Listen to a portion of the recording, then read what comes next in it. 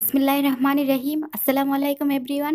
১ cup ময়দা ও ১টি ডিম দিয়ে আজকে তৈরি করে দেখাবো ৮ পিস মিনি মোগলাই। এই রেসিপিটি ফলো করলে ইনশাল্লাহ আপনিও পারফেক্টভাবে বানাতে পারবেন। নিয়ে নিচ্ছি ১ কাপ ময়দা, লবণ দিয়ে দিচ্ছি হাফ চা চামচ, চিনি হাফ চা চামচ, সয়াবিন তেল দিচ্ছি ২ টেবিল চামচ।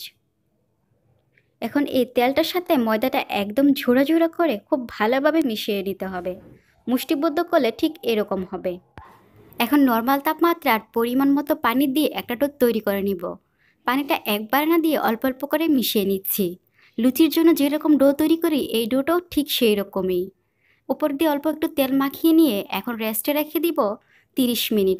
সময় কম থাকলে ১০ মিনিট রেখে দিবেন। আমি রেখেছিলাম ৩০ মিনিট। ৩০ মিনিট পর এই ডোটা দিয়ে ৮টি লেচি কেটে নিয়েছি। একটি লেচি নিয়ে এখন একটি রুটি বেলে নিচ্ছি। এই রুটিটা একটু টেনে টেনে বেলে নিতে হবে। দেখুন ঠিক এইরকম করে। রুটিটা ঠিক এরকম হবে। কাগজের মতো পাতলাও নয় আবার পুরোও নয়। এখন ডিমের মিশ্রণের জন্য ডিম নিয়েছি নর্মাল তাপমাত্রার একটি, লবণ দিয়েছি হাফ চা চামচ থেকে কম, চটপটি মশলা দিচ্ছি হাফ চা চামচ, এটা অপশনাল। কালো গোলমরিচ গুঁড়া দিচ্ছি ১ চিমটি, মিহি করে কুচি করা কাঁচামরিচ দিয়ে দিচ্ছি ৩ থেকে ৪টি, ধনেপাতা কুচি ১ টেবিল চামচ, দুটো ছোটো সাইজের পেঁয়াজ মিহি করে কুচি করে দিয়ে দিচ্ছি।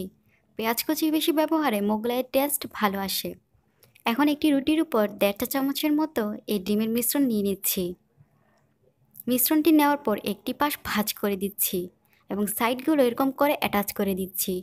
ঠিক একই রকমভাবে অপর পাশটাও আমি ভাঁজটা অ্যাটাচ করে দিচ্ছি।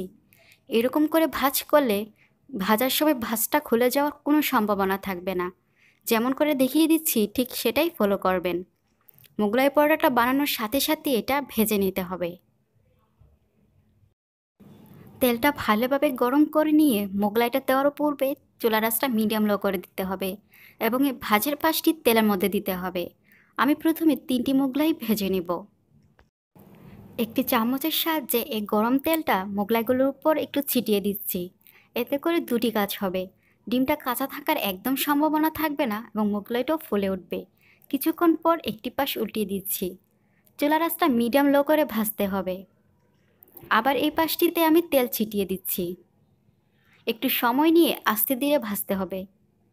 দুটি পাশই যখন সমানভাবে ক্রিস্পি হয়ে ভাজা হয়ে আসবে তখন এগুলো আমি প্যান থেকে তুলে নিচ্ছি। ঠিক একই রকমভাবে আমি বাকিগুলো ভেজে নেব। আজকের এই মিনি মোগলাই রেসিপিটি কেমন লেগেছে অবশ্যই জানাবেন। আল্লাহ হাফেজ।